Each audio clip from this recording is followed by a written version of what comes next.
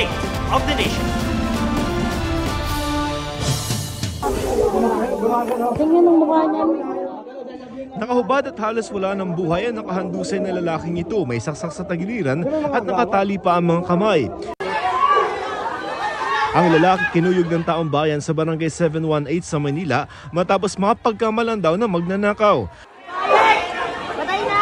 Naisugod pa sa ospital ang 26 anyos sa si Christian Ambon matapos ang insidente noong February 8. Bumanaw siya kanina. Base sa investigasyon galing sa Samar, si Christian ay isang criminology graduate at naghahanap ng trabaho sa Maynila. Bago bawian ang buhay, na ikwento pa raw ni Christian sa kanyang ina na tinangay raw ng isang alias Junjun ang kanyang cellphone. Hinabol raw niya ito hanggang sa loob ng isang bahay kung saan siya nasaksak. Sinugod po niya doon sa taas. Tapos nung pumunta po siya sa taas, sumigaw yung babae. Sabi daw po, magnanakaw, magnanakaw. Yung pala, sinaksak na po siya ni Junjun. Sabi ko, sana hindi mo na inabol. Buti ngayon, ikaw ang binaliktad na ikaw daw magnanakaw. Matapos daw bugbugin ng mga residente, pinagplanuhan pa raw noon na itapon sa ilog ang katawan ni Christian. Yung kapitan daw po yung nagsabi niyan. Walang katotohanan po yan, sir. Wala rin daw silang kilalang Junjun. Nauna raw mang-amba ng saksak ang biktima na sinampahan pangaraw ng reklamong trespassing at frustrated murder. Hindi naman siya ginulpi ng taong bayan kundi sa nanaksak. Maghahain ng reklamo ang pamilya ng biktima laban sa nagnakaw sa cellphone nito at mga bumugbog dito. Binaboy nila yung anak ko! Nag-iimbestiga na ang Homicide Division ng Manila Police District. Joseph Morong, nagbabalita para sa GMA Integrated News. Babala, sensitibo ang susunod naming ibabalita. Huli kamang pananakit ng isang babaeng buntis sa 8 taong gulang niyang anak sa Rodriguez, Rizal.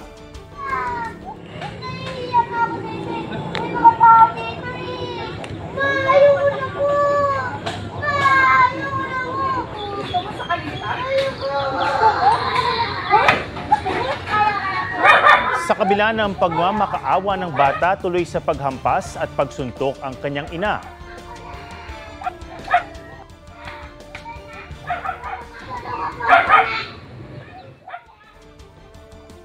Dumating ang lola ng bata pero imbis na sumaklolo, 3 beses niyang pinalo ng tsinelas ang apo.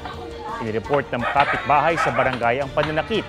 Depensa ng nanay ng bata, maghapong hindi umuwi ang anak matapos utusang bumili ng sigarilyo. Dala raw ng pagod kaya hindi siya nakapagpigil. Kwento ng bata, niyaya siya ng kalaro na bumili ng pagkain at laruan kaya di agad nakauwi.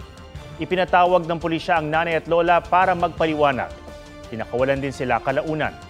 Ayon sa nanay, humingi na siya ng pasensya sa kanyang anak at kakasuhan siya ng paglabag sa Republic Act 7610 at physical abuse. Nasa pangangalaga na ng DSWD ang bata.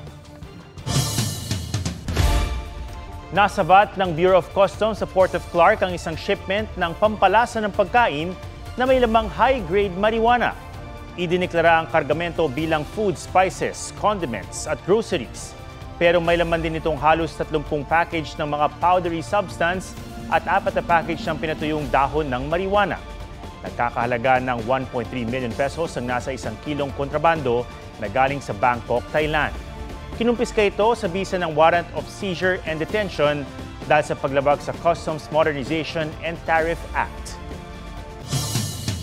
Sa operasyon ng mga otoridad, hindi lang mga dumaan sa busway kahit bawal ang tiniketan, kundi mga pampublikong sasakyan na bumabiyahe kahit wala sa kondisyon.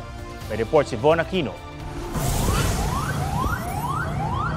Hinarang ang ambulansyang ito ng Taguig Rescue nang dumaan sa busway sa Main Avenue northbound kaninang hapon. Sa inspeksyon, natuklasan ng DOTR Special Action and Intelligence Committee for Transportation o SAIC na wala itong trip ticket o dispatch order na magpapatunay na lehitimo ang paggamit nila ng busway. May pasyente na po kayo sa loob? Wala pa po. Ay bakit nakawangwang na po kayo, sir? Kamadali na po kasi yung... Ano po ba ang regulasyon sa paggamit po ng wangwang, sir? Illegal din daw na ginamit ng driver ang sirena at blinkers kahit walang pasyenteng sakay. Sa EDSA southbound naman, 14 na riders ang nahuli. Tinikitan sila at kinumpiska ang lisensya. Sa kabuuan, nasa 38 motorista ang natikitan sa 2 oras na operasyon ng SAIC sa EDSA busway. Pati ang mga bumabiyahe na wala sa tamang kondisyon ng sasakyan, nasampulan din. Sa Quezon Boulevard sa Maynila, tinikita ng jeep na kalbo na ang gulong. Sa operator ko kasi yan eh. Usapin ko na lang yung operator. Talaga hindi natin papayagang bumiyahe kung ganito po yung klase ng kanilang mga gulong dahil unang-una yung safety ng mga pasahero, mahirap ilagay sa kompromiso. Ang bus na ito, may basag ang windshield. Wala ring laman at pin ng fire extinguisher. May papalit-palit sa ibang bus. Hindi naman namin napansin na wala na palang laman yun. Depektibo na to eh. Paano kung magkaroon ng aberya sa daan? Anong gagamitin nyo? Hindi rin nakaligtas sa paninikat ang PUV drivers na hindi naka-seatbelt. Nung umihi kasi ako, nakalimutan ko ibalik. Kung tutuusin ang roadworthiness ng mga PUV, dapat pangunahing prioridad ng mga operators at driver. Sabi ng SAIC, ang mga panguhuling ito sana raw magsilbing aral na sa kanila upang huwag ipagwalang bahala ang pagsunod sa batas trapiko. Von Aquino nagbabalita para sa GMA Integrated News.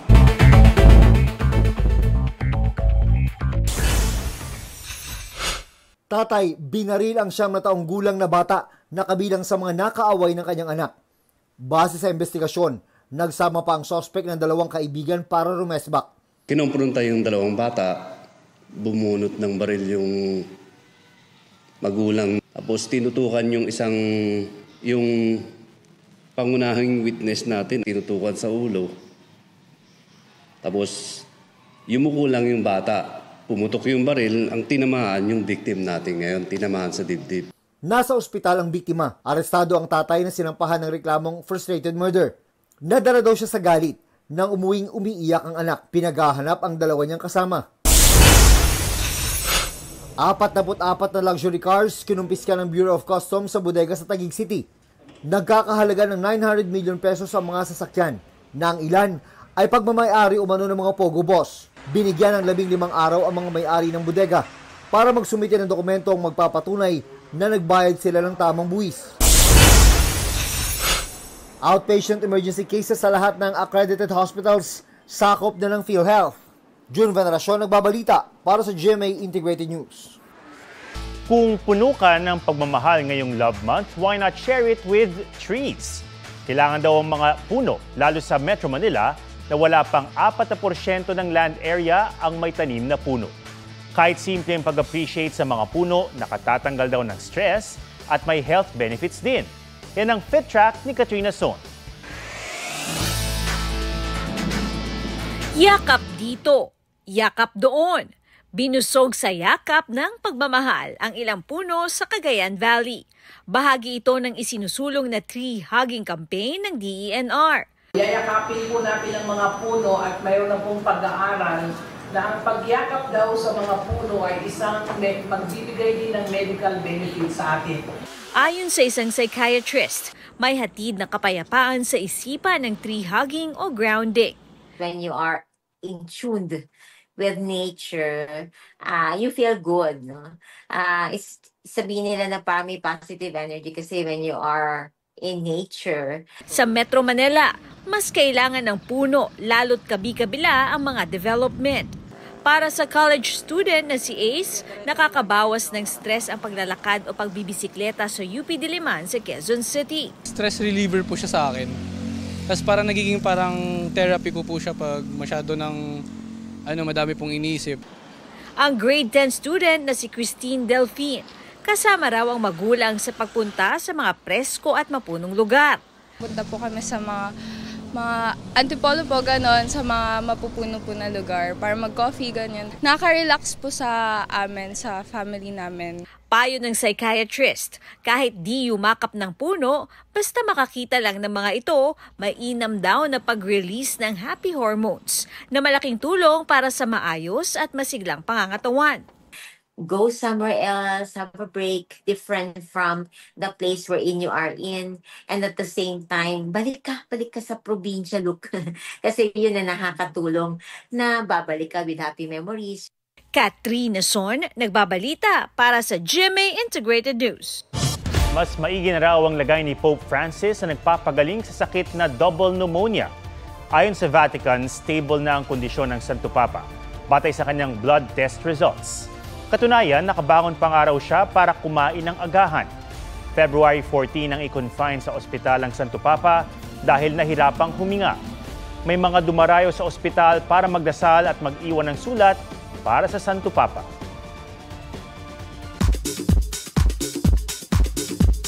Crush ko ba yung crush mo? Hindi eh. Ikaw, crush ka ba ng crush? Sana. Kinilig na ba ang lahat? Ang sweet ayuda ni Barbie Fortesa at David Licauco para sa Team Barda, 1 milyon na ang views. Hindi mo sure? Sana. Tayo na lang kayo. Sige. May kilig entry din sina Kailin Alcantara at Kobe Paras nang aminin ni Kailin sa akin ang ganap sa recent trip niya sa Los Angeles. Na-meet ko yung mom side, yung buong family ni Kobe. Grabe yung pagmamahal po na pinakita nila sa akin. Blackpink is back in your area. Nireveal na ang dates and location ng kanilang 2025 World Tour. Selena Gomez at fiancé niyang si Benny Blanco may collab album na, I Said I Love You First. Cause how could they love you as much as I do, as much as I do. Nelson Canlas nagbabalita para sa GMA Integrated News.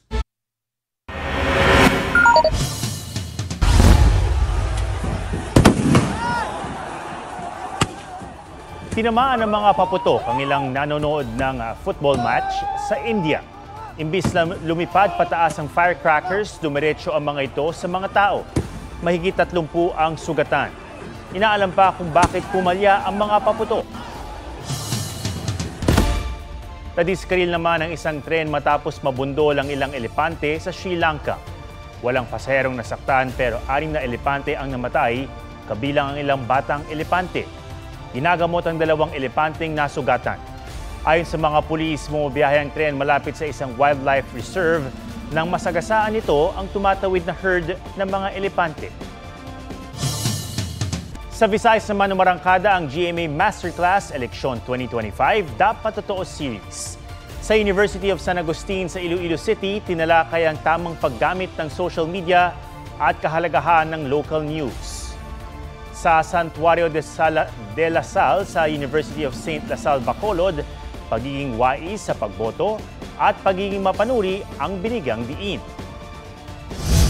We understand the important role your generation, our generation, plays in helping achieve an honest and truthful election and advancing our commitment to fight misinformation and disinformation.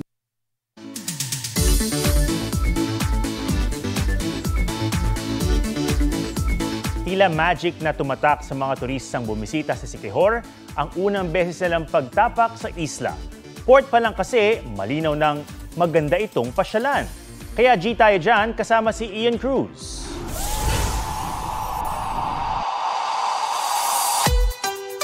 No filter ang kuha, pero ang tubig parang filtered. Tila sinala dahil sa linaw at linis nito. May entry ka na ba sa viral port entry? Kung wala pa, tara na! Welcome to Siquijor! Bungad pa lang yan, marami pang pwedeng pasyalan. One of a kind, tipong port pa lang, masasabi mo na worth it yung pagpunta mo. Sobrang clear ng tubig. Actually, nakapag-swimming pa kami. Pinayagan naman kami. Kaya ayun, nakapag-tampisaw pa kami. 3 ba naman ang talon sa Cambugahay Falls? Kung saan pwede mo pang gisingin ang iyong inner Tarzan. Swing and dive. Angat! Go! Diving ba? Cliff diving na sa Pitogo. Maengganyo ka talagang tumalon dahil sa asul na tubig ng dagat. Huwag nang magpapalit-palit ng isip. Sa Paliton Beach, sure na mag-enjoy ka. Puting buhangin at mahabang baybayin. Sulitin with super swing with matching todo effort na human drone. Ni-enjoy lang namin yung bawat moment namin, yung bawat oras namin. Yung 3 araw na nagstay kami doon, kulang pa siya. I feel the magic of the island talaga. Ian Cruz nagbabalita para sa GMA Integrated News. Yan po ang State of the Nation para sa mas malaking misyon at para sa mas malawak na paglilingkod sa bayan. Ako si Ato Maraulio mula sa GMA Integrated News, ang News Authority. Huwag magpahuli sa mga balitang dapat niyong malaman. Mag-subscribe na sa GMA Integrated News sa YouTube.